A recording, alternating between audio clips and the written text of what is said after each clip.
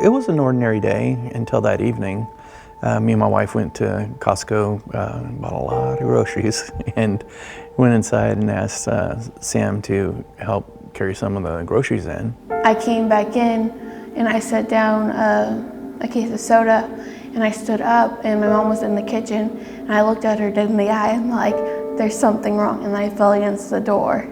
The smile just left her face, and she said, I can't control my body. I ran to her and I grabbed her, and I told Tiffany, my middle daughter, grab a chair and call 911. So I looked at my sister and I said I love you to her, and she started crying. I felt really bad because I made her cry. What made you say that? What made you say I love you? Because I was scared that I was gonna die. By that time, the paramedics had arrived, and me and her two sisters followed as closely as we can, trying to keep up with the ambulance down to Feather River Hospital. And they led him back later on, and he was comforting my mom. We hugged, asked what was going on and stuff, and she's well, everybody's in there with her, there's no room for us. Dr. Bowers, he was the physician on duty that night. I seen him coming around the corner and recognized that he had brought the chaplain with him. And that freaked my parents out, because you never bring the chaplain back unless you're gonna die. Dr. Bowers explained to us that he had found a bleed in the brain. He didn't use the word stroke.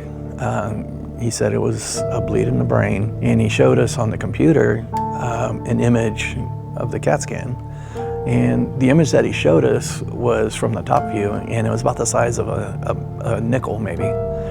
And yes, in retrospect, I think he showed us that image so that we wouldn't freak out because of what the image ultimately was later on that we were able to see. On February 2nd, 2017, Sam suffered a hemorrhagic stroke at her home in Magalia.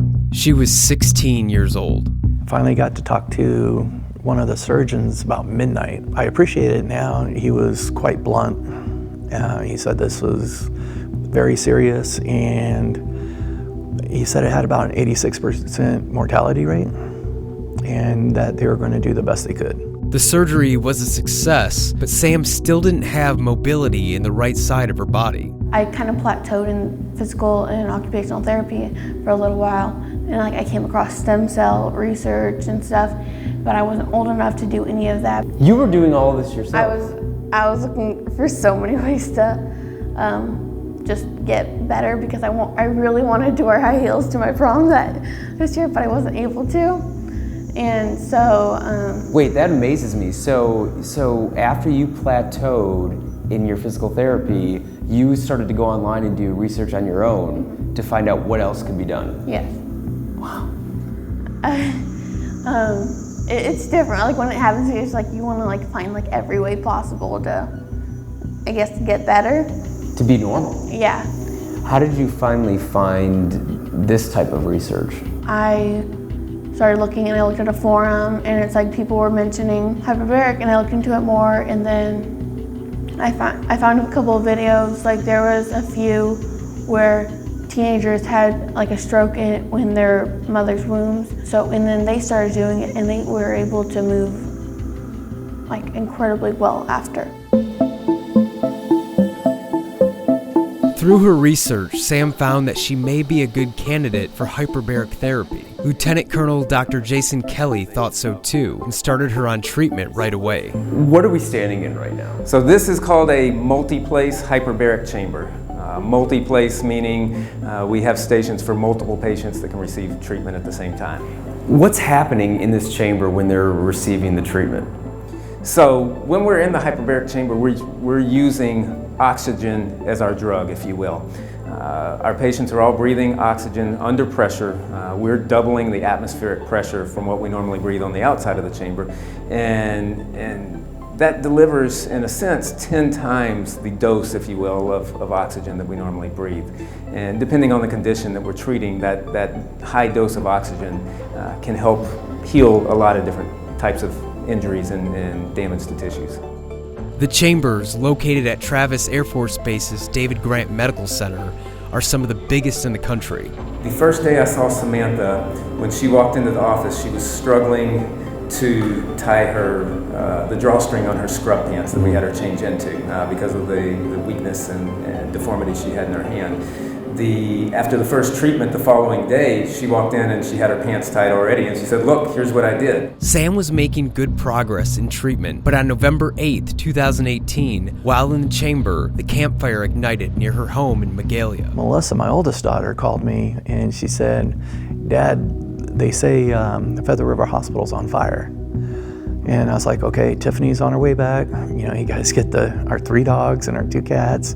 At the chamber here at the hospital, they overheard me talking on the phone, and they're like, "Do we need to take Sam up from her dive?" And at first I was like, "I don't know," you know, because I don't know how bad it's going to be yet and everything like that, and they're safe. But when they finally got down to where my wife works, they said it was pitch black. You know, all of Chico, it was like midnight.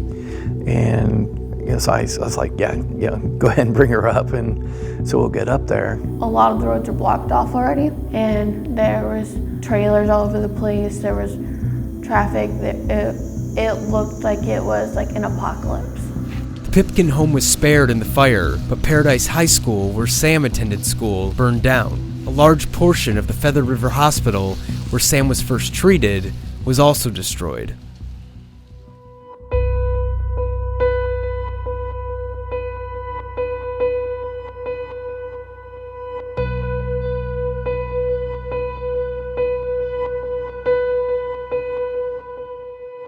At the end of March, Sam finished her hyperbaric treatment, undergoing 78 dives in the chamber. In all honesty, she's handled it very well. The whole school, 95% of the students and most of the teachers lost their houses. So they're going through the same things that we were going through. Just a lot of stuff will be different. Like, I don't know if any of the traditions will be kept up. So it's going to be interesting to see, like, how or if it comes. I believe it's going to come back, but like how it's going to come back, I don't know. Do you feel the same way about yourself? Are you skeptical that you'll? I believe I'll come back like fully, but like maybe like sometimes it'll like slip up.